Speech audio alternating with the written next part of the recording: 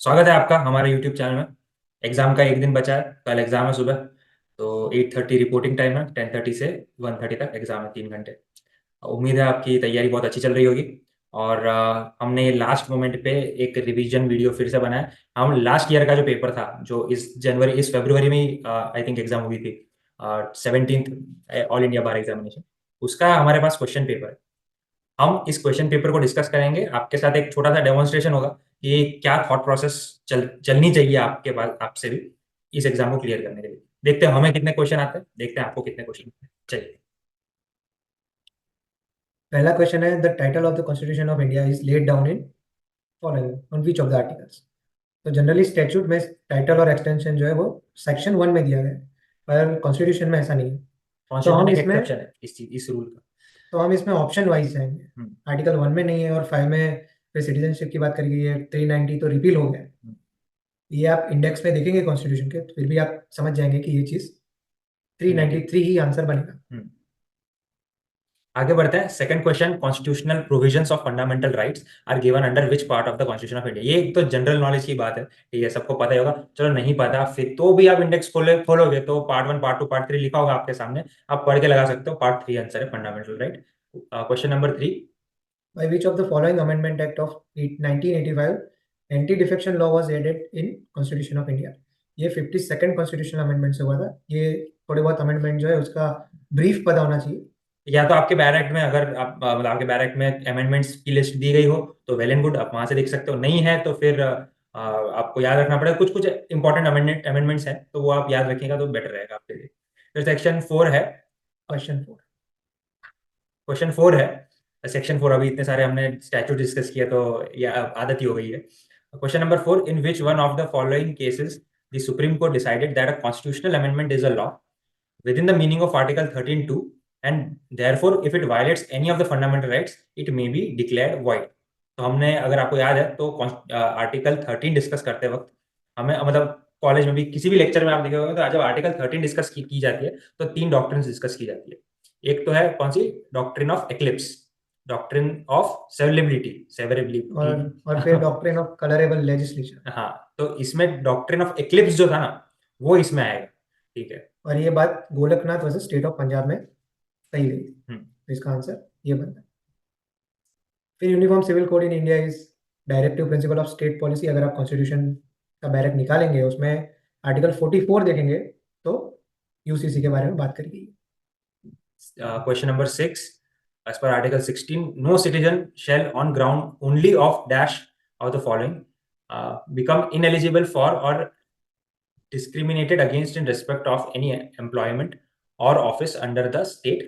तो इसमें आप देखना उस जब आर्टिकल 16 के जो क्या कहते हैं उसके टेक्स्ट में आप देखिए इसमें से कौन सी चीज मैच हो रही है।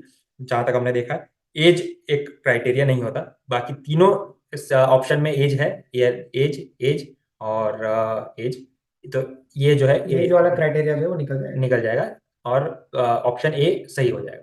फिर आगे बढ़ते हैं। Question number 7।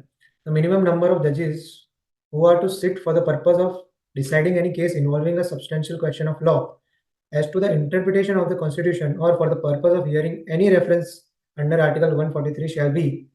तो ये आप देखेंगे कॉन्स्टिट्यूशन में तो आपको आर्टिकल 143 में इसका आंसर नहीं मिलेगा। आपको देखना है आर्टिकल 145 और उसका भी सब सेक्शन सब सब क्लॉज 3 अगर आप पढ़ेंगे तो द मिनिमम नंबर ऑफ जजेस who are to sit for the purpose of deciding any case involving substantial law of substantial question of law as to the interpretation of this constitution or for the purpose of hearing any references shall be 5। यहाँ पे लिखा है, special लिखा है under article 143 shall be 5। आपको, आप अगर कभी कोई क्वेश्चन ढूंढ रहे हो, अभी आपको आर्टिकल 143 में नहीं मिला तो कुछ आर्टिकल्स या सेक्शंस, 2-5 आर्टिकल आगे पीछे या फिर हाँ, 2-5 सेक्शन आगे पीछे उसका मिल आंसर मिल ही जाएगा, जाए। मिल ही जाएगा। आप कॉन्फिडेंस रखो, तो ऐसे गिव अप मत कर देना, देख के ऐसे घबरा मत जाना, आपको अपना मेंटल गेम स्ट्रॉन्ग करना है। फिर आगे बढ़ते हैं। Question number 8, according to the article 300A of the constitution of India no dash shall be deprived of his property save by authority of law. इसका मतलब तो आपको पता ही है और इसके ऊपर केस लॉ भी बहुत है। ठीक है, एक ये बहुत फेमस चीज है देखा जाए तो, और इसमें इसका सही आंसर पर्सन है। आपको आर्टिकल 300A खोलना है कॉन्स्टिट्यूशन में और वहां पे पहली ही लाइन है एनी पहली। पर्सन ऐसा ही करके लिखा हुआ है पूरा आर्टिकल। हाँ। और ये पहले राइट टू प्रॉपर्टी जो है वो पहले फंडामेंटल राइट था, अभी इसको सिर्फ कॉन्स्टिट्यूशनल राइट बना दिया गया है। दोनों काफी डिफरेंट है।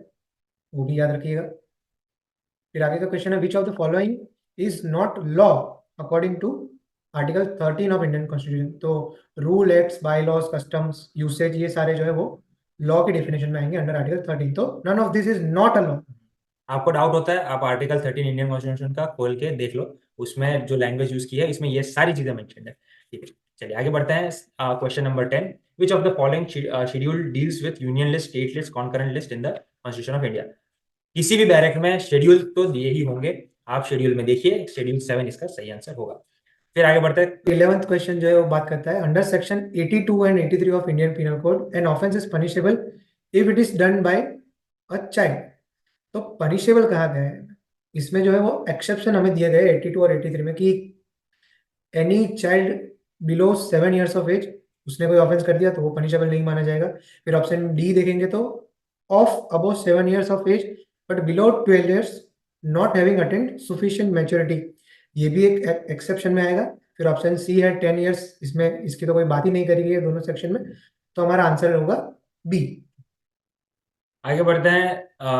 Question 12, name two essential conditions of penal liability. तो पीनल लायबिलिटी के लिए कौन सी चीजें जरूरी है? गिल्ट, इसमें ऑप्शन देखिए, गिल्टी बॉडी, राइटफुल एक्ट। आप इन सब का मतलब समझिए। गिल्टी मतलब कि, गिल्टी का मतलब कि हाँ भाई वो कन्विक्ट हो सकता है, ओके, उसने, वो गुनहगार है। बॉडी मतलब इंसान, और उसके, और राइटफुल एक्ट, राइटफुल मतलब सही, एक्ट मतलब उसका कार्य, ये इंटेंट का मतलब मकसद। ये सब चीजें आपको पता होनी चाहिए। आप समझ, आप अगर ये शब्दों के मतलब समझ गए होंगे तो आप इसमें आपको कोई किताब, कोई बैरक खोलने की जरूरत नहीं है, आप ऐसे ही इसका आंसर टिक कर सकते हो, गिल्टी माइंड, रॉन्गफुल एक्ट। और इसका एक मैक्सिम भी है, मेंस रिया और एक्टस रियस। मेंस रिया है गिल्टी माइंड के लिए है, और एक्टस रियस जो है वो रॉन्गफुल एक्ट के लिए। आगे बढ़ते हैं। Question 13, provisions of right of private defence is given between dash of IPC. तो राइट, प्राइवेट डिफेंस क्या होता है? सेल्फ डिफेंस, जिसकी बात की कि जब आप उसमें आप कौन कौन से एक्ट कर सकते कर हो, सकते हो तो सेल्फ। 96 से लेकर 106 तक इसमें आईपीसी आपको में दिया है। सेक्शन तक भी नहीं पहुंचना, आप इंडेक्स से ही पता चल जाएगा आपको इसका आंसर। मोस्टली जो आंसर है वो आपको इंडेक्स से ही मालूम हो जाएंगे, हम्म। उसमें सेक्शन में जाने की ज्यादा जरूरत नहीं। Question 14, the consent is not a valid consent under section 19 of IPC. तो आप अगर सेक्शन 90 खोलेंगे आईपीसी का, तो उसमें ये चीजें दी गई है कि इन सारे लोगों के द्वारा और या फिर इन सिचुएशन में दिए गए कंसेंट को वैलिड कंसेंट नहीं मानेंगे। तो if given under fear of injury और मिसकंसेप्शन ऑफ फैक्ट, या फिर if given by a person of unsound mind, या फिर if given by a child below 12 years, तो ये सारे कंसेंट जो है वो वैलिड नहीं माने जाएंगे। तो हमारा आंसर होगा ऑल ऑफ दिस। फिर पॉजिंग ऑफ, क्वेश्चन 15 जो है, causing of the death of child in the mother's womb is not homicide as per under. तो इसमें आप देखिए, देखेंगे इसमें, देखो अगर ऐसा क्वेश्चन आता है, मान लो मुझे बिल्कुल नहीं पता इसका आंसर क्या है, ठीक है, जो सही भी है इस सिचुएशन में, तो मैं क्या करूँगा? यहाँ पे सेक्शन 300 से लेके 302 के बीच में ऑप्शन है, मैं सीधा बैरेक्ट को उन्हीं सेक्शंस के बीच में खोलूंगा, देख लूंगा इंडेक्स में कि हाँ सेक्शन 300 से 302 कहाँ दिया है, 299 से 302 कहाँ दिया है, देख लेंगे वहां पे उनके एक्सप्लेनेशन में। और एक्सप्लेनेशन 3 तो सभी सेक्शन में, तो सही आंसर हमने देखा, तो वो था एक्सप्लेनेशन 3 ऑफ सेक्शन 299। आपको बस इतना करना है कि यहाँ पे जो ऑप्शन नंबर्स दिए हैं 299 से 302, सारे एक के बाद एक ही लाइन में, तो आप देख सकते हो उसमें कि किसके एक्सप्लेनेशन में दिया है ये चीज। और ठीक। एक और तरीका भी हो सकता है, हम्म। जैसे कि इसमें कल्पेबल होमिसाइड की बात करी गई है, तो हमारा जो पहला ऑप्शन है एक्सप्लेनेशन 3 ऑफ सेक्शन 300, वो मर्डर की बात करता है। और एक्सप्लेनेशन 3 ऑफ 302 यानी कि ऑप्शन डी, वो भी मर्डर की बात करता है। तो दो ऑप्शन ऐसे ही निकले। और उसके बाद 301 में अगर आप देखेंगे तो कोई एक्सप्लेनेशन दिया ही नहीं है, तो बचा तो फिर एक ही सेक्शन, ऑप्शन बचता है, हाँ section two 299, 99 explanation 3। Elimination method कहते हैं इसको। एलिमिनेशन भी कर सकते Question 16, punishment for defamation under IPC is simple imprisonment for a term which may be extended up to dash or with fine or with both। तो ये भी आप अगर हैं। ये आप IPC, अगर इंडेक्स देखेंगे तो 499 में डेफिनेशन का डेफिनेशन दिया है और 500 में पनिशमेंट दिया है। तो आपको इंडेक्स खोलना है, यहाँ से देखना है कौन सा सेक्शन होगा, वो सेक्शन जाके खोल के वहां से आप पढ़ सकते हैं। फिर आगे देखेंगे question 17, assault or criminal force to woman with intent to outrage her modesty under IPC is which kind of offence. तो ये इसकी बात हमें करी गई है आईपीसी के सेक्शन 354, और उसमें आप देखेंगे तो ये नहीं लिखा गया कि ये कॉग्निजेबल ऑफेंस है या फिर नॉन बेलेबल ऑफेंस है। इसके लिए आपको सीआरपीसी में जाना पड़ेगा और सेक्शन 320, या फिर उसका जो शेड्यूल है वो आप ओपन करोगे, 320 तो कंपाउंडेबल ऑफेंस की लिस्ट है, उसका शेड्यूल जो है उसमें दिया गया है, ये उसमें उसमें पूरी लिखा गया है। पूरी एक लिस्ट है कि कौन से ऑफेंसेस कंपाउंडेबल है, कौन से ऑफेंसेस बेलेबल है, नॉन बेलेबल है, कॉग्निजेबल है, नॉन कॉग्निजेबल, सब एक लिस्ट में दिया गया है। आप सिर्फ सीधा आईपीसी पढ़ के आईपीसी खोल के मत बैठ जाना कि भाई इसमें कहाँ हाँ, फिर आपको प्रेशर पड़ेगा कि पड़ेगा भाई कि हाँ क्यों नहीं मिल रहा आंसर। बिल्कुल बिल्कुल। और एक बार नहीं मिल रहा तो फिर वो स्टैचू छोड़ो और फिर थोड़ा दिमाग लगाओ कि कहाँ जाना है। फिर चलिए आगे बढ़ते हैं, question 80। A places men with firearms at the outlets of building and tells Z that they will fire at Z if Z attempts to leave the building. A is guilty of, तो ये क्या हुआ, यहाँ पे option है wrongful confinement, wrongful restraint, both wrongful confinement and restraint and none of this. देखो आप अब सिंपल सी बात है, कन्फाइनमेंट और रिस्ट्रेंट में क्या डिफरेंस है। रिस्ट्रेंट मतलब किसी को पकड़ के इस तरह से रखना कि वो किसी डायरेक्शन में मूव ना कर सके, ठीक है, और थोड़ा भी हिल ना सके, उसको रिस्ट्रेन बोलते हैं, रॉन्गफुल रिस्ट्रेन। और रॉन्गफुल कन्फाइनमेंट मतलब उसको इस तरह से रखना है कि वो कुछ एरिया के बाहर नहीं जा सकता, ठीक है। तो इसमें फिर रॉन्गफुल कन्फाइनमेंट, वो अपने घर में तो घूम सकता है इस केस में, सॉरी जेड, लेकिन घर के बाहर नहीं जा सकता। तो ये रॉन्गफुल कन्फाइनमेंट का केस है। आप इसमें कौन सा या सेक्शन, फिर अगर आप इंडेक्स खोलकर देखें और इसमें 339 और 340 सेक्शन देखें, और ये सेक्शन अगर ए और जी ऐसे एग्जांपल दिए गए तो आपको समझ जाना है कि ये इलस्ट्रेशन है किसी सेक्शन का। तो दो ही सेक्शन है, सेक्शन 339 और सेक्शन 340, दोनों में से अगर आप खोलकर देखेंगे तो एक में तो मिल ही जाएगा, ये सेम टू सेम इलस्ट्रेशन, ठीक है। तो 340 में जो है इलस्ट्रेशन दिया गया है और ये सेम इलस्ट्रेशन। बिल्कुल। अब आगे बढ़ते हैं हम सेक्शन 19। इसमें प्ली बार्गेनिंग की बात की गई है। देखो दिख के ही पता चल रहा है। मैं एक चीज और बोल दूं, एक स्ट्रेटजी आपको बताता हूँ कि आप जैसे ही आपको क्वेश्चन पेपर मिले, ये तो सबसे बढ़िया बात है कि ये कंप्यूटर बेस्ड एग्जाम नहीं है, ठीक है। आपको क्वेश्चन पेपर सीधा हाथ में आ जाएगा, आप स्कैन करके बता सकते हो कि भाई ये क्वेश्चन जो है ये तो सीधे डायरेक्ट में से देख के बन जाएंगे। तो मैं आपको कहूंगा कि पहले वो खत्म करो, ठीक पहले है। वो मार्क कर लो, फिर मार्क पहले करो, वही अटेम्प्ट करो। हाँ फिर पहले वही अटेम्प्ट करो। उसके बाद जो क्वेश्चंस नहीं बनेंगे उसको फिर शांति से एक अच्छे फ्रेम ऑफ माइंड के साथ आप चालू करोगे, लॉजिक लगाओगे तो वो भी बन जाएंगे, ठीक है। तो बोल। 265L में हम देखेंगे कि non applicability of this chapter, तो उसमें हमें दिया गया कि जुवेनाइल जस्टिस एक्ट में जो भी डेफिनेशन है, जो भी चाइल्ड के अंडर आता है, उस पर ये एप्लीकेबल नहीं होगा। और जुवेनाइल जस्टिस अगर आप देखोगे, जुवेनाइल जस्टिस एक्ट, उसमें चाइल्ड की डेफिनेशन है तो वो below the age of 12 years ऐसा लिखा है। तो ये सीआरपीसी और जुवेनाइल जस्टिस एक्ट दोनों की इसमें एप्लीकेबिलिटी लगेगी। लेकिन अगर आपको ये मालूम है, याद ही है, ये कॉमन क्या कहते हैं जनरल नॉलेज है कि जुवेनाइल जस्टिस में 12 ईयर्स से कम उम्र के को चाइल्ड माना गया है, तो फिर आप सीधा अप्लाई कर सकते हो सीआरपीसी देख के। फिर सेक्शन 20, क्वेश्चन 20 कहता है कि section 125 of the CrPC is secular in character was observed in which of the following cases. तो अब इसमें ऑप्शन सी है। ऑप्शन ए तो ऐसे ही निकल जाएगा, ललिता कुमारी वर्सेस स्टेट ऑफ यूपी, ये तो एफआईआर के रिलेटेड केस है। फिर दूसरे दो केसेस है वो भी आप थोड़ा देख सकते हैं, देखिए पर इसमें बेयर एक्ट से आपको कुछ भी नहीं मिलने वाला है, इसका हाँ आंसर तो ये, पक्का है। और मैं देखो आपको अभी ऐसा बोलना तो नहीं चाहिए, मगर मैं तो बोलूंगा कि जब भी ऐसे सेक्युलर या ऐसी कोई बात आती है तो आप इसमें देखिए कि कोई भी मोमेडियन नेम्स होते हैं तो वो ज्यादा, और प्लस शाहबानो केस तो काफी फेमस हुआ है, ठीक है। ये तो काफी जन्म इसमें राजीव गांधी को बेचारे को प्राइम मिनिस्टर से मतलब क्या कहते हैं वो हटा भी दी, उसकी पोजीशन का सवाल हो गया था ये। तो ये शाहबानो केस बहुत बहुत फेमस है। उसमें ये सेक्युलरिज्म की बात हुई है, तो आप इसमें से देख लो कि इसमें से मुस्लिम नेम तो सिर्फ एक ही है, ठीक है, तो यही होगा। ये वाला काट देना हाँ है, ये ये बात, सब नहीं है, हाँ ठीक पर्सनल कलेक्शन पर। है, वर्षन। अभी इसके बाद है, who has the power of summary trial of a case.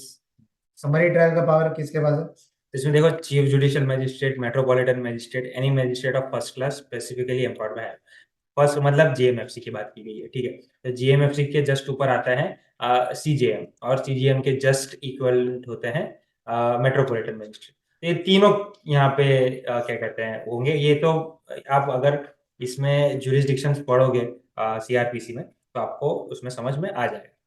ठीक है, वो मतलब जुरिस्डिक्शन का जो चैप्टर होता है वो आपको बस खोलना है। क्वेश्चन 21 में बात की कि ये सवाल है कि who has a judicial power of summary trial of the case.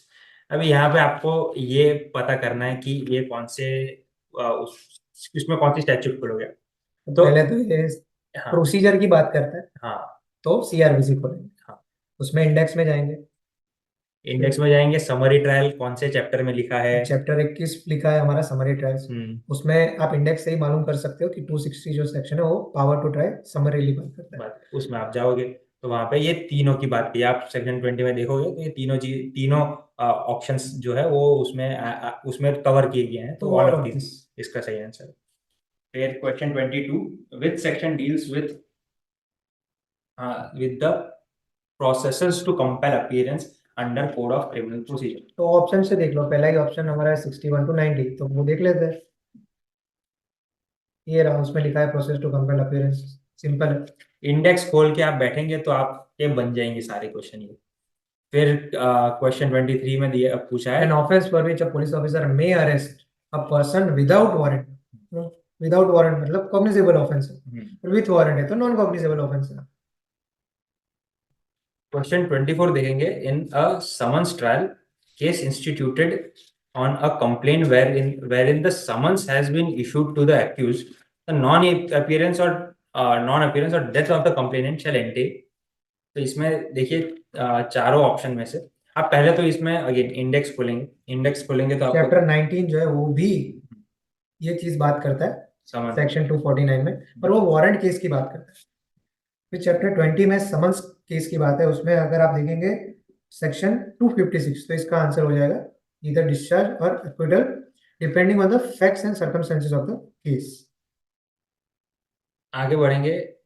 Suppose FIR is not registered by station house officer, what are the options that are available to complainant. अब ये तो सीधी बात है, जो प्रैक्टिस करते हैं उनको ज्यादा पता होगा कि प्रैक्टिकल अगर, चीज है, प्रैक्टिकल चीज है कि एफआईआर इज नॉट रजिस्टर्ड। और अगर आप 154 सेक्शन जो है एफआईआर की, 154, हाँ, वो एफआईआर की बात करता है, उसमें भी ये ऑप्शन दिए गए हुए कि आप सुपरिटेंडेंट के पास भी जा सकते हो, मजिस्ट्रेट के पास भी जा सकते हो प्राइवेट कंप्लेन से। अभी एफआईआर करके लिखा नहीं है सीआरपीसी में भी, ठीक है, एफआईआर वर्ड कहीं पे यूज नहीं है। यूज नहीं किया, लेकिन कंप्लेंट्स यूज किया गया। तो आप कंप्लेंट से ढूंढो, सेक्शन 154 पे आओ और वहां पे दिया गया होगी।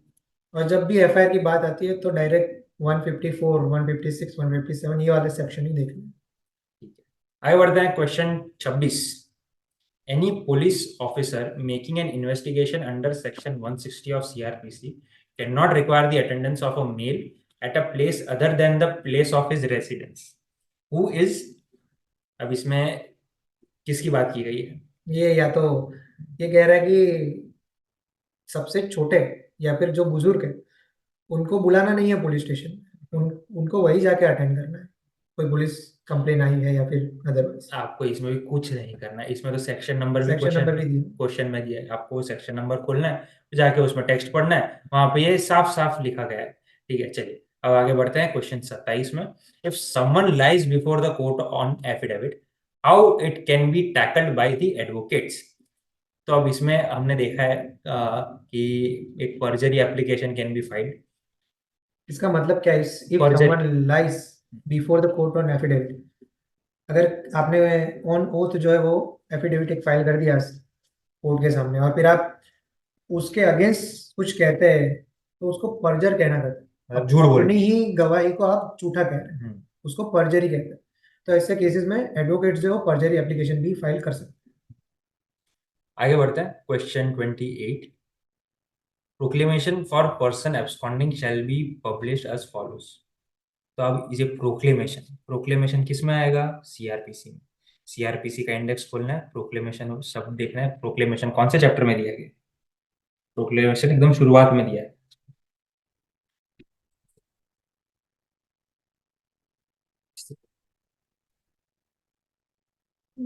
हैं। ये रहा।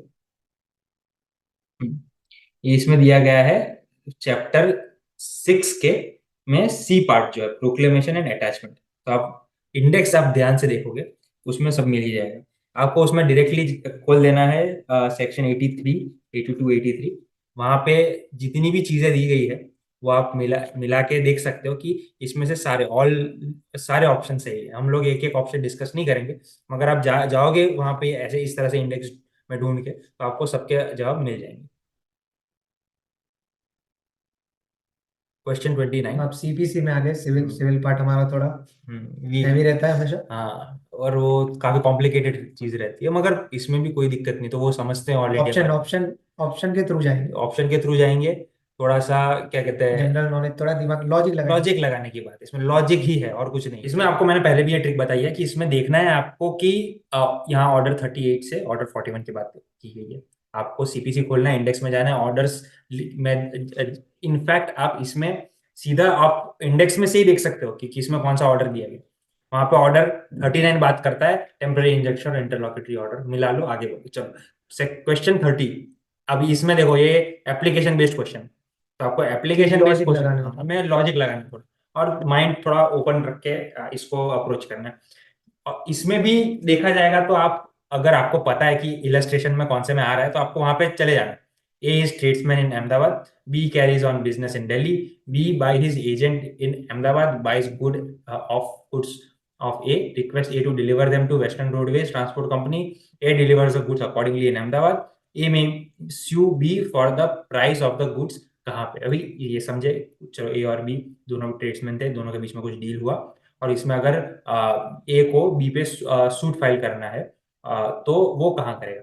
इसमें तीन चीजें होती है, कहाँ प्लेंटिफ है, कहाँ डिफेंडेंट है, और कहाँ कॉज ऑफ एक्शन सीओए बोलते हैं, वो अराइज होता है। ठीक है, तो यहाँ पे क्या दिया गया है, दो नाम दिए गए हैं, अहमदाबाद और दिल्ली। तो इधर अहमदाबाद और दिल्ली।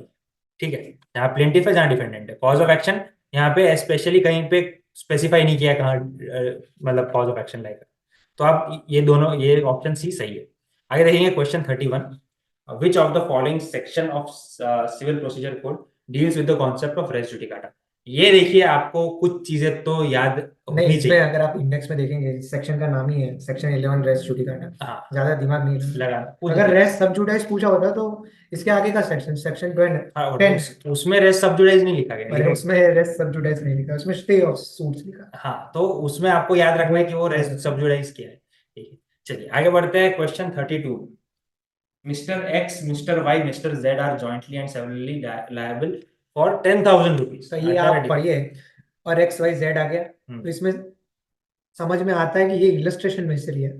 हाँ, और और हमें ये ऑप्शंस में दिया है कि ऑर्डर 21 रूल या 18 तो में। ऑर्डर 21 या रूल 18 में, या तो ऑर्डर नहीं, 22 सारे रूल। में ही है, पर हमें देखना है कि कौन सा ऑप्शन सही है। तो उसके लिए हमको सीपीसी खोल के कहाँ जाना है, या तो ये वाले ऑर्डर में या तो ये वाले ऑर्डर में।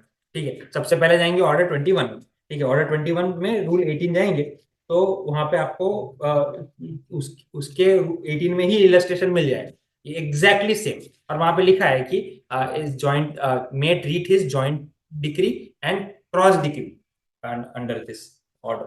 तो फिर आप आंसर मिला लो और आगे फिर देखते हैं question 33। A B and C are copartners of Hindu joint family, they are jointly. और ये भी आंसर दिया गया है। सेम, तो हम इसमें भी देखेंगे, इलस्ट्रेशन दिया गया है। Right side x part order decree will be set aside. इसको हम एक एग्जांपल से समझते हैं कि तीन लोग हैं, तीनों के खिलाफ कोई सूट फाइल हुआ है। उसमें से दो लोग जो है वो सूट के अगेंस्ट एक एप्लीकेशन करते हैं। अब अगर सूट जो है वो सेट असाइड हो गया, तो वो पर्टिकुलर दो लोगों के लिए तो नहीं होगा, इन जनरल जो है वो सेट असाइड हो जाएगा। तो उसमें जितनी भी पार्टी है वो सभी उसके लिए लायबल नहीं होंगे, तो वो सेट असाइड हो जाएगा तीनों के लिए। The decree will be set aside against A B and C. ऐसा नहीं होता कि तीन लोग हैं, उसमें से एक फाइल कर रहा है कि भाई नहीं, सिर्फ मेरे लिए ऑर्डर कैंसिल करो, आप ये दूसरे को वो करना हाँ है। हाँ हाँ, वो वैसा नहीं होता इसमें। ये थोड़ा कॉमन सेंस वाला क्वेश्चन। बिल्कुल। आगे जाते हैं question 34। Which of the following provision of CPC deals with the institution of suits. Section again देख लेंगे। इंडेक्स में जाओगे, इंस्टीट्यूशन ऑफ सूट्स कहाँ दिया गया है। 22 बात करता है। हम्म। स्टैट्यूट आपको सही उठाना है, गलत स्टैट्यूट से नहीं आंसर। आप उसमें जाओगे, एक एक ही चैप्टर है, मतलब 22 बात करता है पावर्स टू ट्रांसफर सूट। हम्म, फिर 24 जो है वो बात करता है general power to transfer and withdrawal. उसके बीच में आपको दिख जाएगा इंस्टीट्यूशन ऑफ सूट्स, वहां पे साफ सेक्शन 26 में लिखा गया है। Institution of suit. हाँ, तो आपको ये टिक करना है, आगे बढ़ना है। फिर defendant shall within dash days. अरे यार, सीपीसी में मैक्सिमम जगह पे लिमिटेशन 30 डेज का ही है, ठीक है। मगर फिर भी आपको थोड़ा सा भी डाउट होता है, तो यहाँ पे देखो ब्रैकेट में लिखा है ऑर्डर ऑर्डर 8। अब इससे ज्यादा क्या करके दे आपको बार काउंसिल, ठीक है, इतना। ऑर्डर हाँ, ऑर्डर 8 में रूल 1 ही है, रिटर्न स्टेटमेंट, उसमें ही लिमिटेशन पहला ही सेंटेंस है कि भाई तुमको 30 दिन में फाइल करना है। अरे बहुत ही आसान है, आप बिल्कुल घबराइएगा नहीं। आगे बढ़ते हैं, क्वेश्चन 36। पैनिक करना है थोड़ा बहुत। अच्छा, विच of the following statement is incorrect. फिर इसमें देखिए, अब तो फिर अभी इसमें ऑप्शन पढ़ने पड़ेंगे, ठीक है। लेकिन पढ़ने हैं आपको, हर क्वेश्चन में ऑप्शन पढ़ने हैं, ऐसा नहीं पहला ऑप्शन देखा और देख। सही लगा तो फिर उसको मार्क नहीं करना है, हाँ, आपकी ऐसे ही गलती हुई। ऐसे ही गलती हो जाती है, थोड़े ऑप्शन और सारे ऑप्शन पढ़ लेने हैं आपको फिर भी, ठीक है। ए है first appeal can be on question of fact और और इसमें पहली बात तो इनकरेक्ट पूछा गया। इनकरेक्ट पूछा गया। करेक्ट पूछा गया होता तो ऑप्शन डी इसमें आंसर होता है। हम्म, इनकरेक्ट पूछा गया है तो देखते हैं, first appeal can only be on question of fact और क्वेश्चन ऑफ लॉ और बोथ, तो ये सही हो जाएगा। Second appeal can be on substantial question of law only, ये भी सही हो जाएगा। फिर फोर्थ ऑप्शन जो है वो फर्स्ट अपील मे और may not be in high High court, court। क्योंकि सेशंस कोर्ट में भी अपील कर सकते हो आप पहली, हम्म, पर सेकंड अपील जो है वो हाई कोर्ट में ही कर सकते हो। ठीक है, तो ये तीनों ऑप्शन सही हो जाएंगे। गलत क्या होगा, second appeal can be on question of fact और लॉ और बोथ, नहीं सिर्फ लॉ के बेस पर होगा। हाँ, सेकंड अपील। फिर आप हाई कोर्ट में जाके फिर फैक्ट्स डिस्कस नहीं कर सकते इतना, लेकिन वो उसमें भी हाई कोर्ट का डिस्क्रेशन होता है, एक अलाउ कर देते पर अलाउ करे तो करे। जनरल प्रैक्टिस नहीं है। हाँ, फिर देखते हैं question 37। As per order 6 pleading shall mean, क्या होगा प्लीडिंग, कुछ नहीं। इसमें भी इंडेक्स में जाओ, ऑर्डर 6 खोलो, ठीक है, 21 पेज नंबर पे, वहां पे लिखा है प्लेंट और रिटर्न स्टेटमेंट, साफ लिखा है अक्षरों में, और टिक करो, आगे बढ़ो। Question 38, which of the following order deals with death, marriage, insolvency of party. अरे ये भी इंडेक्स में से मिल जाएगा कुछ। ऑर्डर 22 का टाइटल पढ़े हम। तो उसमें लिखा है बस। सिर्फ कॉम्प्लिकेशन आपके लिए क्या होगी कि आपको रोमन नंबर पढ़ना नहीं आता, हाँ, बस यही ये नहीं चीज नहीं आती तो फिर दिक्कत होगी। दिक्कत होती है, सही।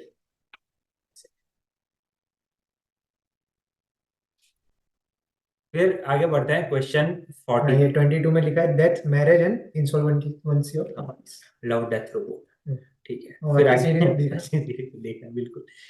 Question 39, the doctrine of res gestae, rest just res gestae, ठीक है, कैसे भी बोलो इसको, as we discuss in which section of evidence act. यार, ये एविडेंस evidence है। एक्ट में आप कहीं पे भी पूरा एविडेंस एक्ट खोजोगे, कहीं पे रेस जेस्टे लिखा हुआ नहीं मिलेगा, आप हताश हो जाओगे, रोने लगोगे, ऐसा मत करना, ठीक है। ये तो बहुत सिंपल बात है, ठीक है, कि एविडेंस एक्ट में एक ही चीज याद रखनी है इस तरह की, वो है रेस जेस्टे।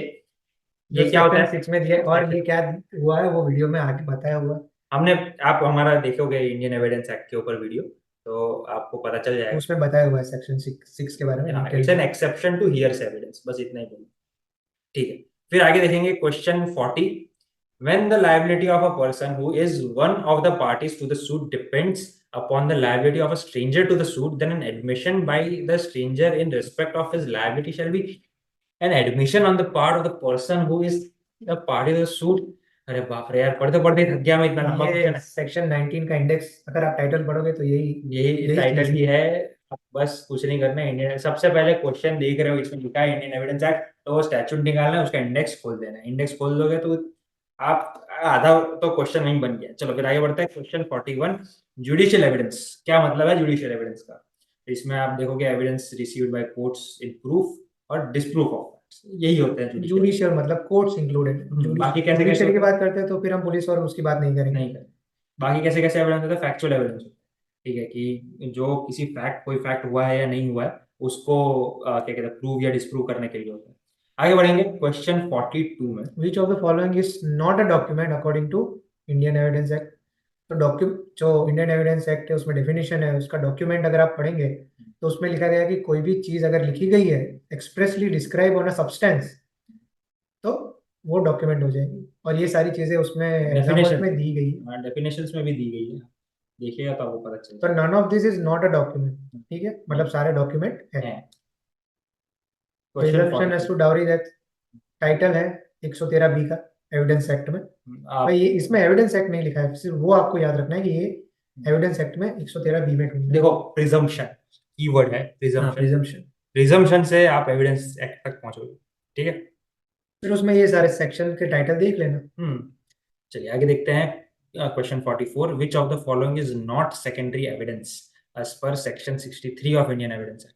सेकेंडरी एविडेंस कौन से नहीं होते? ये वाला ऑप्शन डी जो है वो लिखा हुआ है उसमें specifically mentioned, copy is not certified under section 63। वो सेकेंडरी एविडेंस नहीं है। अरे भाई, आपको इसमें सिर्फ ऑप्शंस पढ़ने हैं, कुछ खुलना नहीं है, ठीक है। थोड़ा बोनस लॉजिक से क्वेश्चन भी है ये। हो सकता बिल्कुल, आपको आपका अटेंशन वो सही होना चाहिए, एकदम अटेंटिव माइंड लेके अप्रोच करोगे क्वेश्चंस को, बिल्कुल हो जाएंगे। क्वेश्चन 45 अगर आप देखोगे, a leading question may be asked in, भाई इसमें एग्जामिनेशन की बात हो रही है, आप ऑप्शन देख के समझ गए होंगे। एग्जामिनेशन आपको इंडेक्स में ढूंढना है एविडेंस एक्ट के, तो पता चलेगा आपको कि चैप्टर 10 जो है वो एग्जामिनेशन की बात करता है, उसमें आप देखिए इंडेक्स लीडिंग में क्वेश्चन। आएंगे तो हाँ। सेक्शन 141 जो है वो बात करता है क्रॉस एग्जामिनेशन की। उसमें बात करी गई है कि लीडिंग क्वेश्चन जो है खुल के बताया जा सकता और उसमें सेक्शन 142 जो है वो, 141 कहता है लीडिंग क्वेश्चंस, कब और सेक्शन 142 कहता है when they must not be asked. तो उसमें लिखा गया है कि examination in chief re examination में नहीं पूछे जाने चाहिए, तो मतलब कब पूछे जाना चाहिए? Cross examination. वो लिखा है 143 में, ठीक व्हेन दे मे बी। है। फिर देखेंगे क्वेश्चन 46, इसमें एक्स्ट्रा जुडिशियल कन्फेशंस मीन, कि एक्स्ट्रा जुडिशियल कन्फेशन मतलब जज मजिस्ट्रेट के अलावा किसी से भी बात की है कुछ, तो वो जुडिशियल अथॉरिटी के बाहर की गई हुई बात है, तो पुलिस कस्टडी में भी हो, किसी के पास भी हो, तो वो मानने में नहीं आता है। तो फिर अनलेस उससे कोई रिकवरी या फिर डिस्कवरी होती है। हाँ, ये हो गया सेक्शन 27 एविडेंस एक्ट का। फिर हाँ खैर एनीवेज, तो इसमें ऑप्शन तो भाई सामने दिख रहा है, ए है confessions made either to police. Extra judicial लिखा है तो लॉजिकल सी बात है कि जुडिशरी से बाहर बाहर। पुलिस या फिर किसी और। बिल्कुल बिल्कुल, आगे बढ़ेंगे। Question 47, the arbitral tribunal shall not be bound by dash in the determination of rules by procedure. अब ये प्रोसीजर जो सीपीसी सीआरपीसी में दिया गया है वो आर्बिट्रेशन में लागू नहीं होता। उनका खुद का प्रोसीजर है, या फिर वो ये अडॉप्ट कर भी सकते हैं, नहीं भी कर सकते। वो उनकी मर्जी है। ठीक है, आगे बढ़ेंगे। Question 48, which of the following section means the arbitration agreement in arbitration and conciliation act.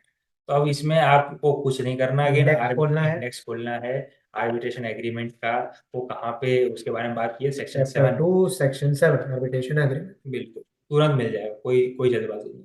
ठीक है, ये हम सामने, दीपक सामने ढूंढ रहा है आपके, तो जितना टाइम लग रहा है ना क्वेश्चन पढ़ के उसको, उतना ही टाइम आपको लगेगा। आप पूरा पेपर 1.5 घंटे में सॉल्व कर सकते हो, इतनी गारंटी हो। बस आपको लॉजिक लगाना है, अटेंटिव रहना है। आगे बढ़ेंगे। Question 49, under which circumstances the arbitral proceedings can be determine. इसमें ऑप्शन है final arbitral award, interim award. ये अब ये देखो, इसमें ऑप्शंस के भी ऑप्शंस दिए गए हैं, ठीक है, कॉम्बिनेशन इसमें परमुटेशन अगर आप देखें तो एक प्रोसीडिंग्स है वो इंटरिम अवार्ड या फिर इंटरिम इंजंक्शन या फिर इंटरिम कंपनसेशन पास हो तब खत्म नहीं होती, केस आगे चलता है। वैसे ही आर्बिट्रल प्रोसीडिंग्स भी आगे चलती है जब तक वो खत्म नहीं हो जाती या फिर फाइनल अवार्ड पास नहीं हो जाता।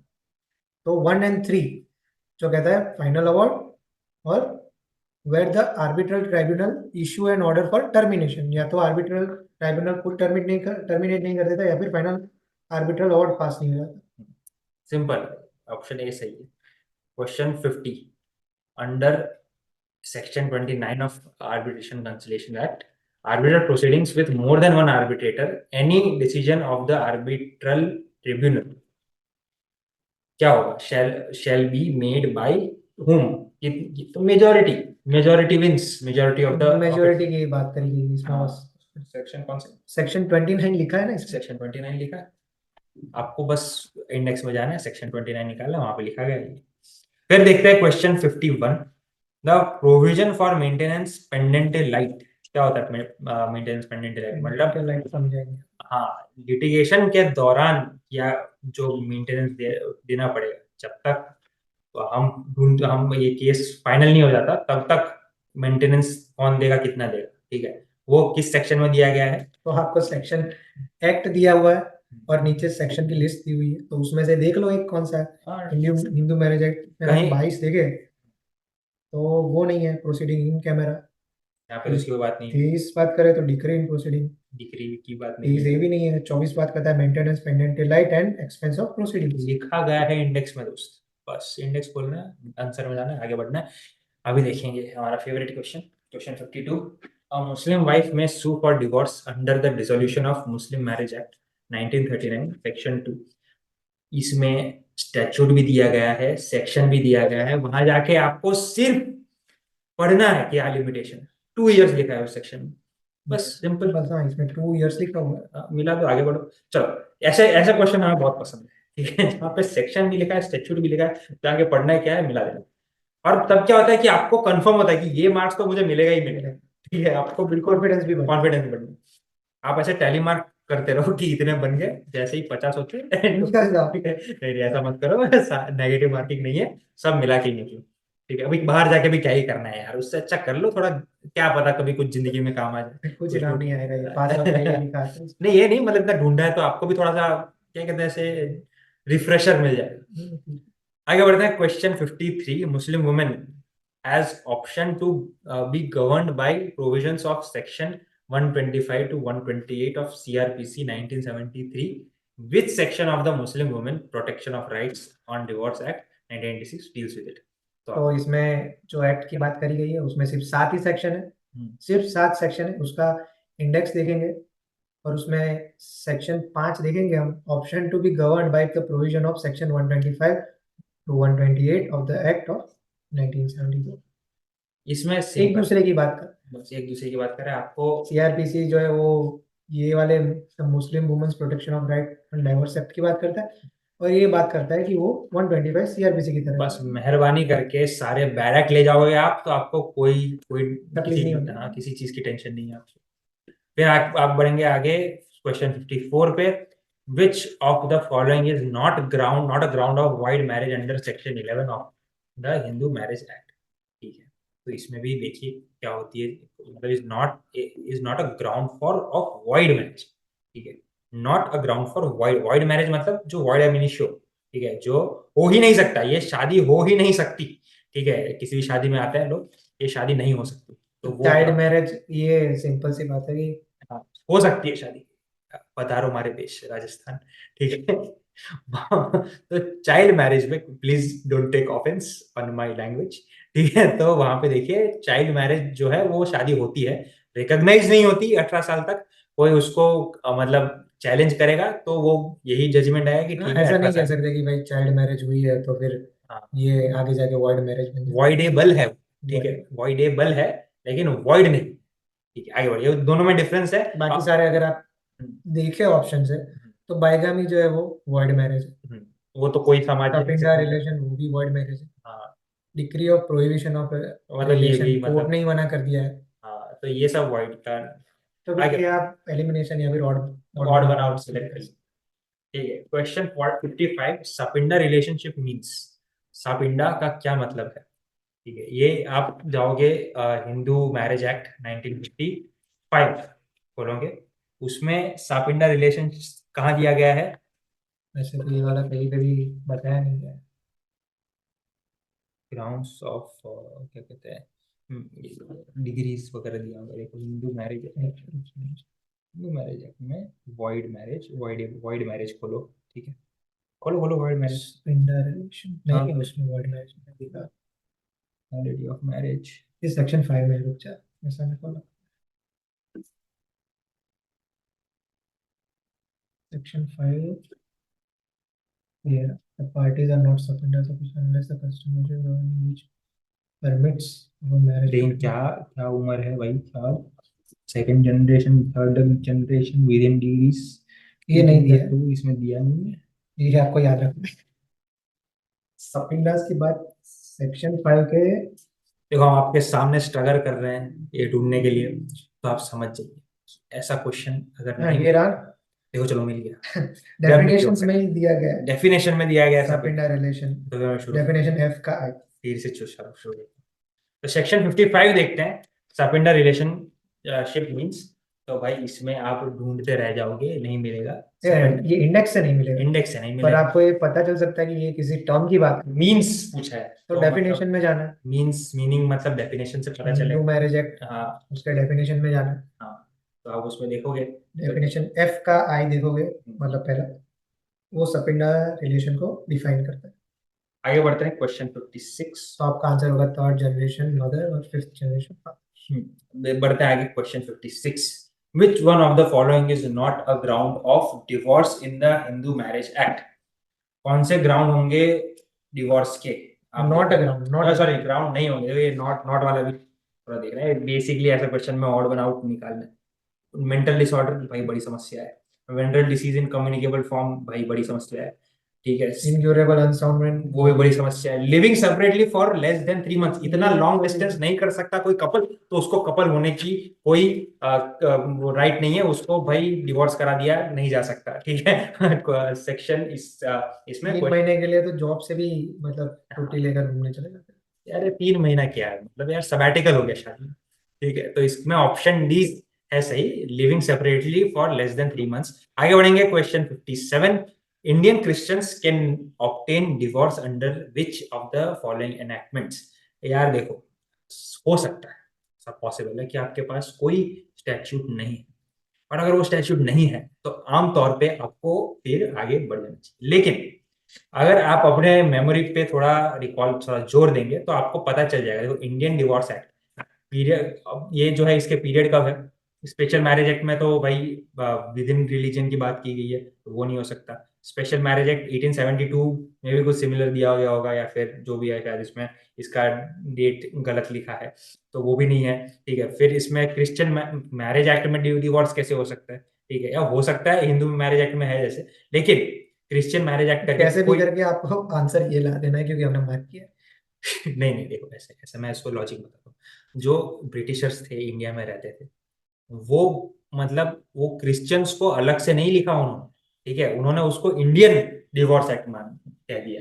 ठीक है, हिंदूज के भी अलग स्टैच्यूट है, मुस्लिम्स के अलग स्टैच्यूट है, लेकिन क्रिश्चियन का जो स्टैच्यूट है वो इंडियन डिवोर्स एक्ट करके कह दिया। चलिए आगे बढ़ते हैं क्वेश्चन 58 में। The Section 12 of Hindu Maintenance and Adoption Act 1956 deals with, index में जाना है, देखना है, उसमें लिखा है effect of adoption.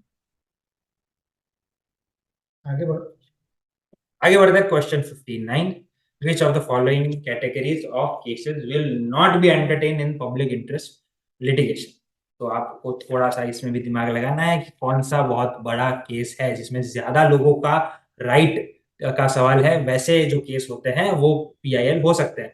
Family pension, हाँ ये तो पूरी ऑर्गेनाइजेशन को के ऊपर है ये। ठीक है, तो पूरी ऑर्गेनाइजेशन की जो भी पॉलिसी है टाइम पेंशन को लेके, उसके ऊपर उसको चैलेंज करता है, तो फिर ये तो बड़ी चीज होगी, तो ये पूरे ग्रुप ऑफ पीपल के लिए हो गए, तो फिर ये हो सकता है।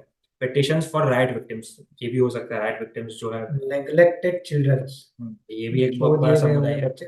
हाँ, तो इनके साथ भी बहुत वायलेशन ऑफ राइट हुआ है। Landlord landlord tenant tenant, matter, ये तो सिविल चीज हुई, सिविल चीज, और वो पर्सनल नेचर की होती पर्सनल है नेचर क्योंकि की दो हुई। पार्टी के बीच की बात है। इसमें कोई बड़ा राइट का वायलेशन नहीं हो रहा, जिसमें पब्लिक इन्वॉल्व है या फिर काफी लोग इन्वॉल्व है। पब्लिक इंटरेस्ट लिटिगेशन में पब्लिक होना चाहिए। ठीक है, बस सिंपल लॉजिक। आगे बढ़ेंगे question 60। Father of PIL father justice of P N Bhagwati, ये ये एक फैक्चुअल क्वेश्चन है। जनरल नॉलेज है, आपको पता होगा तो भाई बहुत बढ़िया, नहीं तो फिर आप आगे बढ़िए, हताश नहीं होना है। अरे 50 क्वेश्चन करके उठ जाना है। 50 क्वेश्चन हो गए आपके, फिर जो मिले वो बोनस, जो ना मिले उसका कोई गम नहीं रखना दोस्त। इसके मार्क्स भी नहीं मिलेंगे, आप पास या फेल होगे यही पता चलेगा।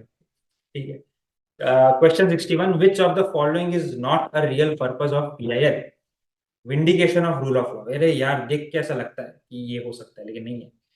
सारे ऑप्शंस देखो आप। B, facilitate effective access to justice, हाँ भाई पीआईएल का तो ये पर्पज है, लेकिन नॉट रियल पर्पज बोला। सी है, meaningful realisation of fundamental rights, हाँ ये भी पर्पज है पीआईएल का। Getting famous and making wealth, ये तो कोई बात नहीं होती। ऐसे तो एमसी मेहता ने थोड़ी किए थे केस इसके लिए, लेकिन वो फेमस है वो दूसरी बात है। तो फिर ये है आप हाँ फेमस होने के लिए पीआईएल कर रहे हैं, इसका कोई लॉजिक नहीं है। नहीं, पीआईएल डायरेक्ट रिजेक्ट की जाएगी। बिल्कुल। तो ये आप हुसैन आरा खातून वर्सेस स्टेट ऑफ बिहार, ये काफी फैक्चुअल क्वेश्चन है। स्पीडी ट्रायल, स्पीडी जस्टिस की बात करता है। आगे बढ़ता है question 63। Which of the following writ can be issued against usurpation of usurpation usurpation of public justice. तो इसमें हम इसके ऊपर एक छोटा सा वीडियो बनाएंगे कुछ दिन टाइम मिला तो देखेंगे, टाइम मिला है देखेंगे। इसमें रिट ऑफ को वारंट जो होगा वो सही आंसर होगा। इसका मतलब है कि आपने कोई पब्लिक ऑफिस जो है वो इलीगली ऑक्यूपाई किया, इलीगली नहीं, अनलॉफुल। आप इसमें कॉन्स्टिट्यूशन ऑफ इंडिया में आप खोल के देख सकते हो इसमें आर्टिकल 32 में सारे रिट्स दिए गए, दिए रिट्स जुरिस्डिक्शन, जो 32 में सुप्रीम कोर्ट में भी फाइल हो सकती है और 226 227 में हाई कोर्ट में भी फाइल हो सकती है। सिंपल बात है। चलिए आगे बढ़ेंगे। अगेन ऐसा क्वेश्चन है कि जो फैक्चुअल नेचर का है, तो आपको आया तो बहुत बढ़िया है, नहीं तो आगे बढ़ो, कोई कोई दिक्कत नहीं, कोई टेंशन नहीं है, कोई बिल्कुल टेंशन इस क्वेश्चन छूट जाते तो भी कोई दिक्कत तो कोई क्या बात हुई। चलिए देखो, ridge versus Baldwin natural justice का इसमें प्रिंसिपल आगे लाया गया था। ऑडी अल्टरम पार्ट कितनी बार सुना है यार ये आपने, मतलब कितने पर्सन, और ऐसे बहुत सारे स्टैट्यूट नहीं, मैक्सिम्स जो है उसका लिस्ट दिया गया हमारे टेलीग्राम चैनल पे, आप जाके एक बार रेफर कर सकते हो। ऑडी अल्टरम पार्टम तो सबसे फेमस मैक्सिम है। नेचुरल जस्टिस का सबसे बड़ा प्रिंसिपल है ये कि दोनों पार्टीज को सुनने का अवसर मिलना चाहिए। ए है इसका सही, इसमें सही ऑप्शन। अगला question 66, rules made by bar council of India in exercising rule making power under कौन सा स्टैट्यूट। स्टैट्यूट में सिर्फ यार आपको डेट देखनी, इसमें तो आपको इंडेक्स तक भी जाने की जरूरत नहीं यार, ये देखना टाइटल में लिखा हुआ है द एडवोकेट्स एक्ट 1961। बस हो गया, मिला दो, आगे बढ़ो यार क्या। Question 67, an advocate may while practicing take up teaching of law in any educational institute which is affiliated to a university so long as the hours during which he is so engaged in the teaching of law do not exceed dash hours in a day। तो भाई कोई भी advocate किसी भी university में, ठीक है, जो मतलब बीसीए से एफिलिएटेड है, उसमें पढ़ा सकता है कब तक, जब तक वो एक घंटे में एक दिन में, सॉरी, एक दिन में 3 घंटे से ज्यादा ना पढ़ाए तो 3 घंटे उसका लाइसेंस कैंसिल, वरना उसका लाइसेंस कैंसिल हो सकता है। फिर अगला फैक्चुअल क्वेश्चन है, in which of the following landmark case the advocate was held guilty of professional misconduct as he had forged the court order. ये अभी रिसेंट एक केस भी हुआ है, ठीक है, उसके बारे में कभी बात करेंगे। बिल्कुल आराम से एक वीडियो बनाएंगे इसमें भी नारायण वाईपी राहेजा फैक्चुअल है आया तो ठीक है, वरना आगे बढ़ो। क्वेश्चन 69 में बहुत बड़ा क्वेश्चन दिया गया है, लेकिन आप देखो इसमें क्या बात की गई है। In any if any advocate is aggrieved by an order of disciplinary committee of state bar council तो may prefer and appeal to the bar council of India within how many days. यहाँ पे section 35 of advocates act खोलोगे तो वहां पे punishment की बात की गई है, लेकिन आप फिर थोड़ा सा, जैसे हमने आपको पहले सलाह दी थी, आगे पीछे देखें तो सेक्शन 37 में appeals to the bar council of India लिखा गया है। उसमें कोई भी एग्रीव्ड एडवोकेट है वो 60 डेज में अपील कर सकते हैं। आगे देखेंगे 70, question number 70, ABC private limited choose to convert itself into a public company, it can do so by altering its MOA and articles and AOA by passing क्या a special resolution, ordinary resolution। काफी बड़े बड़े जो changes होते हैं वो special resolution से ही होते हैं। पब्लिक होना एक कंपनी के लिए बहुत बड़ी बात है, छोटी मोटी बात नहीं। फिर आगे बढ़ेंगे doctrine of lifting of corporate wealth companies law की बात कर रहे हैं। अरे यार ये तो सब्जेक्ट के पूछ लिया है, ठीक है। जो लोग अभी कॉर्पोरेट लॉ में है, कॉर्पोरेट प्रैक्टिस कर रहे हैं, उनके लिए तो भाई ये 2 मार्क्स मुफ्त। ठीक है, आगे जाते हैं। Question 72, under which section of environment protection act 1986 an appeal to NGT lies. अरे कुछ नहीं करना, आपको इंडेक्स देखना है 4A से 7, मतलब सेक्शन 4 से 7 तक देखोगे तो सेक्शन 5A में यही सेम चीज लिखी हुई देखने मिल जाएगी आपको। और उसमें एक बात ऐसी है कि एनवायरमेंट प्रोटेक्शन एक्ट आप खोलोगे तो उसमें 4A का कोई सेक्शन ही नहीं, फिर 6A नहीं, 7A भी नहीं है, तो क्या 5A तो वही है, एक ही इसमें दिया गया है 5A। 4A 6A और 7 है ही नहीं, तो फिर क्यों देखना है, इतना लोड नहीं लेना, इंडेक्स मिला के कर लो।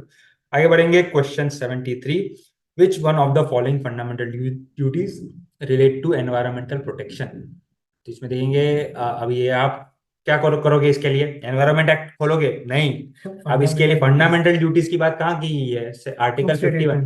यहाँ पे आर्टिकल लिखा हुआ दिख गया ना आपको, तो समझ जाना है कि भाई मुझे कॉन्स्टिट्यूशन ऑफ इंडिया खोलना है। उसमें 51A आर्टिकल खोला आपने और उसमें से मिला लिया आर्टिकल 51A जी, सही आंसर है, B is the right option. तो आगे बढ़ते हैं। Question 74, mister A who was agreed by an order made by controller of an adjudicating officer made an appeal to CAT. Later Mr. A aggrieved by the order of CAT may prefer an appeal. अरे यार किसी भी tribunal का appeal कहाँ जाता है? High court में, सीधा हाई कोर्ट जाओगे। साइबर लॉस की बात कर रहे हैं। बिल्कुल बिल्कुल, ट्रिब्यूनल से निकला हुआ कोई भी केस हाई कोर्ट में जाएगा, याद रखिए। ठीक है, चलो आगे बढ़ते हैं। Question 75, mister x, a person who is intended by Mr. Y, an originator, to receive the electronic record is under the ID Act known as addressee. Simple बात है भाई, किसको जा रहा है? मिस्टर एक्स को, ठीक है, तो फिर वो क्या होगा? एड्रेसी होगा। लॉजिक लगाना है यार, इसको इसमें स्टैच्यूट वैच्यूट कुछ खोले जाएंगे। Question 76, the minimum number of members required for registration of trade union is 7। आपके पास सही स्टैच्यूट हो तो ठीक है, वरना याद रखो ये कुछ क्वेश्चन का आंसर जनरल नॉलेज। ठीक है, चलिए आगे बढ़ते हैं। Question 77, the text of certified standing orders shall be prominently posted by employer. ये सब भी लेबर लॉ के क्वेश्चन है। इसमें शायद ये लेबर लॉ का है या कंपनी लॉ का है? लेबर। अच्छा, लेबर लॉ का। हाँ, इसमें वही ऑप्शन बी है, इंग्लिश जो भी होता है वो सारे ऑर्डर्स इंग्लिश में या होते फिर हैं। इंग्लिश में, या फिर कोई महाराष्ट्र की कंपनी है तो मराठी में करेगी, मराठी या में फिर करेगी। तेलुगु स्पीकिंग पीपल वहां पर है तो हाँ, तेलुगु में मेजोरिटी ऑफ वर्कमैन जिस लैंग्वेज में होगा उस लैंग्वेज, और उस लैंग्वेज में भी और इंग्लिश इंग्लिश में भी, दो लैंग्वेज में तो होगा, क्योंकि कोर्ट की लैंग्वेज तो इंग्लिश हुई ना। ठीक है, चलिए आगे बढ़ते हैं। Question 78, a person who has ultimate control over the affairs of factory under factories act by occupier. Definition में ये मिल जाएगा आपको फैक्ट्रीज एक्ट के। फिर आगे बढ़ेंगे। क्वेश्चन 79, इसमें भी भाई लॉजिक लगाना है यार। देखो, if factory employees more than 1000 workers, वहां पे कुछ अनसेफ इंसिडेंट होने का खतरा है, तो वहां पे एक सेफ्टी ऑफिसर होना चाहिए जिसके ऊपर जिम्मेदारी है कंपनी की सेफ्टी की। रेलवे मैन जरूर देखिएगा, बहुत बढ़िया शो है, इसी चीज पे बनाई गई है, काफी काफी अच्छा शो है। फिर 80 बात करता है, suppose a road accident occurs, then being an advocate what is the correct way of approaching the situation. अरे इसमें भी लॉजिक लगाना है दोस्त। देखो दीपक समझाएगा, बताओ इसमें दीपक। अभी इसमें आप एफआईआर करके फिर समन करके कंपनी को पिटिशन नहीं कर सकते, या फिर पहले समन कर दिया फिर पिटिशन की और फिर बाद में जाके एफआईआर कर, ऐसा नहीं कर सकते। तो पहले पिटिशन किया फिर एफआईआर, ये तो काफी गलत ऑर्डर है। तो पहले आप एफआईआर करेंगे, फिर पिटिशन होगी, और फिर कंपनी को बुलाया जाएगा। हाँ, सिंपल बात है, सिंपल बात है। चलिए आगे बढ़ता है। क्वेश्चन 81, उबी जस्ट ईबी ईडम रेमेडियम। खत्म है भाई, क्वेश्चन देखो। गया हाँ, आपने सी में। सी में, ठीक है। आपको अगर ये क्वेश्चन भाई किसी को नहीं इसका आता, मतलब भी नहीं पूछा कि इसका मतलब क्या होता मतलब है, है तो सीधा ये मैक्सिम किस कौन से केस केस लोगे? से आया है। अरे भाई नहीं, हमें इतना कॉन्फिडेंस नहीं है इसमें, अकड़ बकड़ बम्बे वो करके आगे निकलो। ठीक है, चलो क्वेश्चन 82, इसमें कॉन्फिडेंस, इसमें इसमें देखो दो चार केस पता है तो उसमें कॉन्फिडेंस कॉन्फिडेंस हो। हाँ देखो, अभी ये उससे पहले वाला केस मेरे को नहीं मालूम था, एशबी वर्सेस वाइट, लेकिन अब मुझे पता है कि ग्रामर स्कूल केस में क्या हुआ था यार। जब भी टॉट पढ़ाया जाता है, ठीक है, तो ये चीज तो यार सबको याद रहती है, डैमनम साइन इंजूरिया या injuria sine damage without injury, injury without damage. Grammar school case बहुत फेमस है भाई। स्कूल के सामने दूसरी स्कूल खड़ी कर दी, तो ये जो पहली स्कूल थी उसका प्रॉफिट कम हो गया, उसका लॉस हो गया फाइनेंशियल, लेकिन ये उसका लीगल राइट तो नहीं था। ठीक है, तो कोई लीगल इंजरी नहीं है, लेकिन डैमेजेस हुए, तो damage without injury, option A सही है। आगे बढ़ेंगे। Question 83, the national consumer dispute redressal commission NCDRC under consumer protection act 2019 statute दे दिया है। स्टैट्यूट खोलो, उसमें इंडेक्स देखो। अब मैं जैसे क्वेश्चन पढ़ रहा हूँ वैसे दीपक स्टैट्यूट ढूंढ रहा है। अब इसमें सेक्शन 58 पर आएंगे, सीधा सेक्शन 58 देखेंगे। Jurisdiction of national commission. हम्म, उसमें अगर आप देखेंगे तो 10 करोड़ की एक लिमिट दी गई है। लिमिट, अरे आपको ऐसे लाइन टू लाइन लाइन देखते रहना है कि भाई कहाँ पे NCDRC का दिया गया है, वहाँ पे सेक्शन खोलना है, वहाँ पे देखना 10 करोड़ दिख जाएगा। आगे बढ़ो, चलो आगे क्या दिया है। Question 84, under section 41 of consumer protection act 2019 and appeal from the order of district commissioner. District के ऊपर कौन? स्टेट। स्टेट कमीशन यार ये तो मतलब ज्योग्राफिकल क्वेश्चन है। 41 में भी दिया है, आप हाँ, वो उसको भी रेफर कर सकते हो। बिल्कुल बिल्कुल। फिर 85 कहता है, for an individual to be deem to be resident in India in any previous year one of the condition is, ये टैक्स लॉ का क्वेश्चन है, ये हमारे इसमें बीकॉम किए हुए दीपक बताएंगे। बीकॉम और फिर टैक्स लॉ वाले भी बता बता सकते हैं, सकते हैं, फ्री के हाँ, मार्क्स है ये। बिल्कुल बिल्कुल। If he is in India for a period of 180 days और मोर, मतलब आधे साल से 6 महीने से ऊपर है, तो उसको रेसिडेंट माना जाएगा for the purpose of calculation calculating is taxable income. यार मुझे भी बीकॉम ही करना चाहिए था, ये क्या कर दिया। 2-4 मार्क्स मिल जाते हैं उसमें हाँ, क्या, एमएससी का तो इसमें कुछ आएगा नहीं। वो गलती कर दी मैंने करके। चलिए 86 क्वेश्चन की बात करते हैं। इसमें मिस्टर कपूर है, उसने 80 लाख का घर खरीदा, 94 लाख में बेचा, और 14 लाख उनको हो गया प्रॉफिट। तो ये प्रॉफिट जो है कौन से हेड में आएगा? ये तो कैपिटल था, कैपिटल से गेन हुआ तो गेन, कैपिटल गेन। कैपिटल से गेन हुआ तो कैपिटल गेन। सिंपल, चलो आगे बढ़ते हैं। 87 आपको दिख रहा है ये भाई, ये तो कोई सम सुम लग रहा है ये लेकिन जीएसटी की बात करता है, इसमें सिर्फ इतना याद करना है कि डेस्टिनेशन बेस्ड टैक्स है। पढ़ के डेस्टिनेशन, आप देख लेना इसका आंसर क्या देखो बनता है। जीएसटी डेस्टिनेशन बेस्ड टैक्स है ये सब। नंबर आंकड़े देख के घबराने की कोई छोड़ जरूरत देने का। नहीं है। ठीक है, देखो लोकेटेड इन दिल्ली, दिल्ली में है नहीं, वो तो नहीं भाई देखना है, वो देखो, नहीं देखना है, आगे बढ़ो। इतना लंबा क्वेश्चन। ठीक है चलिए मत देखो, फिर आगे बढ़ता है question 88। Primary GST slab for any regular tax player कौन सा है? 0, 5, 12, 18, 28। 28, ये भी जनरल नॉलेज है ये तो। ठीक 16 नहीं आएगा इसमें, वो याद रखना। है, 16 भी नहीं आएगा और 6 भी नहीं आएगा। 16, 6, 26। ऐसे और डिजिट नहीं आएगी जिसमें 6 से एंड होता है वो नहीं आएगी। ठीक है आगे देखते हैं। Question 89 B. The proprietor of a newspaper publishes A at A's request a liable upon, अरे भाई ये बहुत ये बहुत ट्रिकी क्वेश्चन है देखा जाए तो। ये आप मतलब थोड़ा अच्छे फ्रेम ऑफ माइंड हो तभी देखना इसमें।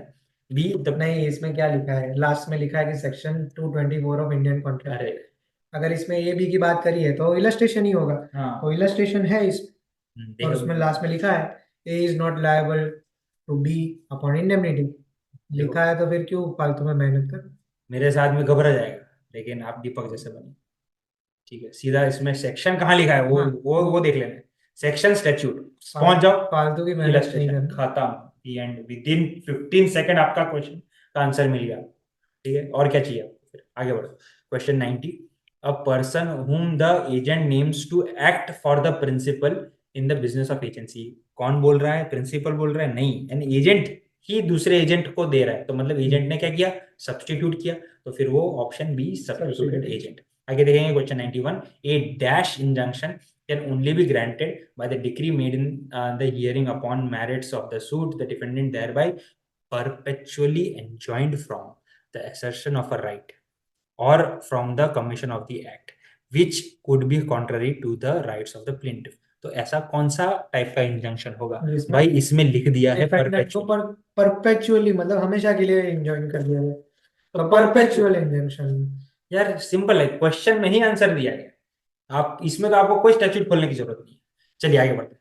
Question 92, according to section 5 of special relief act 1963 of a person entitled to possession of a specific immovable property may recover it in the manner provided in.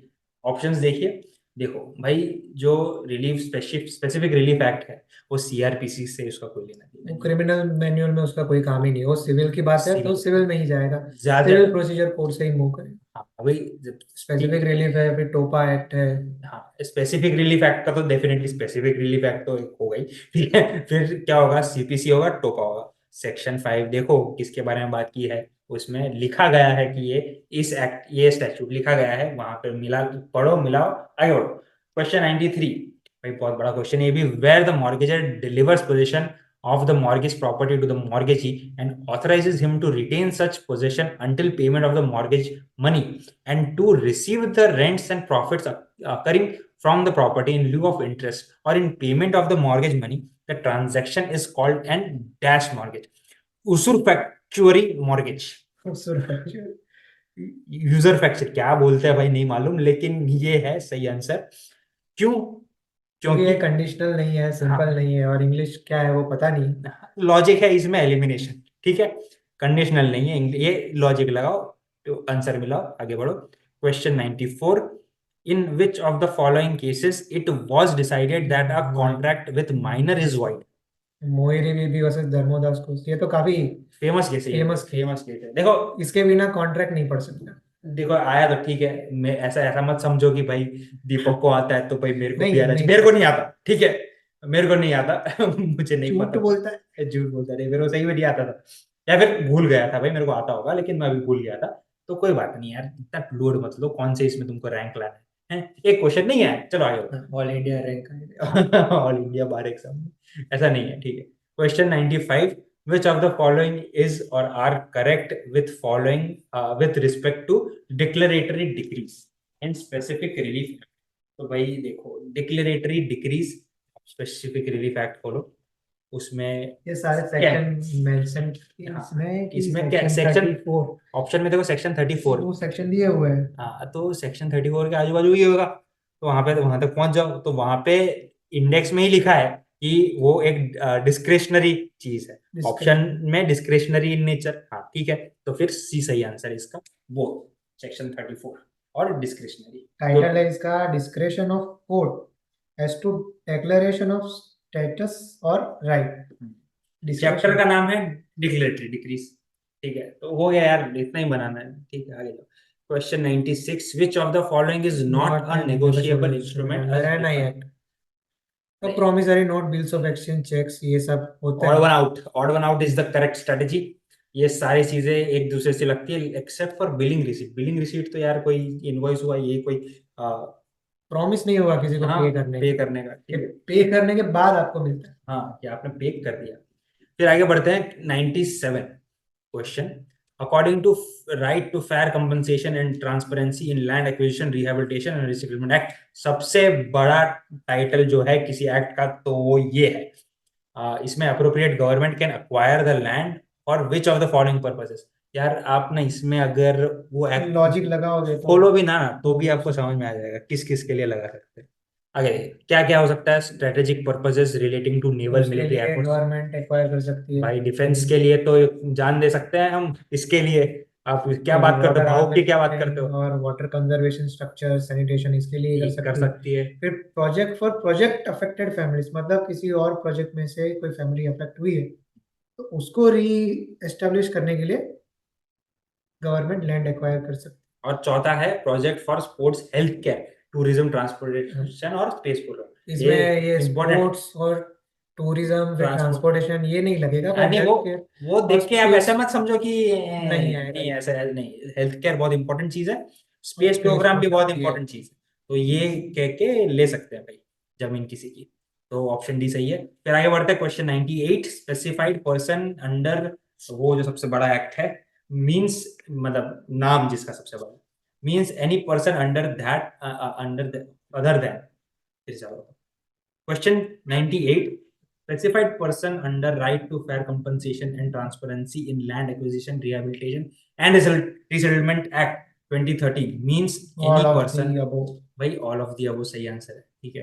Appropriate government है, government company है, या फिर association of person और trust और society Holi और partly added भाई by the appropriate, appropriate और controlled by the appropriate ये गवर्नमेंट। सब गवर्नमेंट की डेफिनेशन में आता है, या आप अगर कॉन्स्टिट्यूशन अच्छे से पढ़ा है, आपने हमारा वीडियो देखा है, तो उसमें आर्टिकल 12 देखो, ये सब को स्टेट का स्टेट की मतलब डेफिनेशन डेफिनेशन में में आती कवर्ड है, है। तो ये जो है इसमें ऑप्शन बनेगा option D all of these. आगे देखते हैं question 99, who shall be the registrar of trademarks for the purposes of ये ट्रेडमार्क एक्ट। आईपीआर वालों को ज्यादा पता ये होगा। आईपीआर जो है मेरा सब्जेक्ट है, मेरा फेवरेट सब्जेक्ट था आईपीआर, और इसमें इसमें सिंपल चीज है, CGPDDM, controller general of patents design and trademark, ये उसका करेक्ट एक्रोनिम है, ठीक है, तो ये यही बनता है। CGPDTM। हाँ, controller general of patent design trademark, ये सही है, टिक करो, आगे बढ़ो। Last question century, question number 100, which one of the following is not the type of IPR, copyright, patent, design या हिस्टोरिक इंडिकेशन।